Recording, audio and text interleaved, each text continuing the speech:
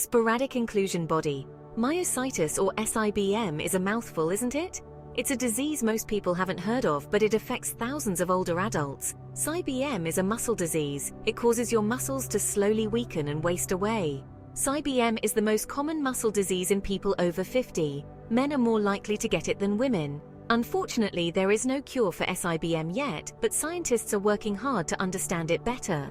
With more research, we can hopefully find treatments to slow down the disease and improve the lives of people living with SIBM. Until then, it's important to raise awareness so more people recognize the signs and get diagnosed early. SIBM usually starts subtly. You might notice it's getting harder to do everyday things. Maybe you trip more often or struggle to get up from a chair. This is because SIBM often affects specific muscles first. These include the muscles at the front of your thigh, the quadriceps, the muscles that help you grip, the deep finger flexors, and the muscles that lift your foot, the foot extensors.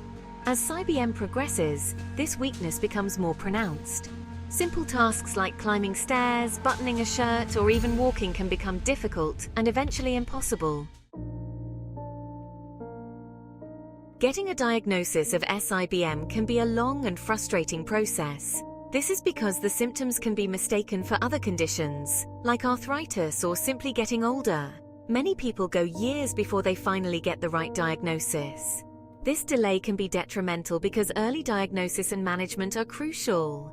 There are several reasons why diagnosing SIBM can be challenging. First, it's a relatively rare disease, so many doctors are unfamiliar with it. Second, there's no single test to diagnose SIBM.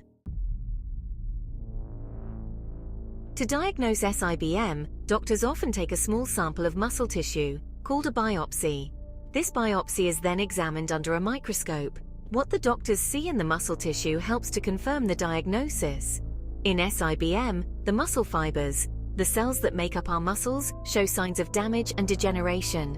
They may be different sizes and some may be inflamed. Another hallmark of SIBM is the presence of rimmed vacuoles. These are abnormal areas within the muscle fibers that contain clumps of proteins. These protein clumps are a key feature of SIBM. Section 5. Unraveling the mysteries of SIBM, protein clumps and muscle damage. Scientists believe that these protein clumps play a significant role in the development of SIBM, but exactly how they cause muscle damage is still a mystery. One theory is that these clumps are toxic to the muscle cells. They may disrupt the normal function of the cells, eventually leading to their death. Another theory suggests that the body's own immune system might be attacking the muscle cells, mistaking them as foreign invaders. This autoimmune response could also contribute to muscle inflammation and damage. Section 6. The aging factor, a piece of the SIBM puzzle. While the exact causes of SIBM are still unknown, age is a significant risk factor. The disease rarely affects people under the age of 50. As we age, our cells become less efficient at clearing out damaged proteins. This could explain why protein clumps accumulate in the muscles of people with SIBM. Additionally, our immune system changes as we age, becoming less effective and more prone to attacking our own tissues. This age-related decline in immune function could also play a role in the development of SIBM. Section 7. The unanswered questions of SIBM. Despite significant progress in understanding SIBM, many questions remain unanswered. We still don't know what triggers the disease in the first place. We also don't fully understand why some people develop SIBM while others don't, even if they share similar risk factors.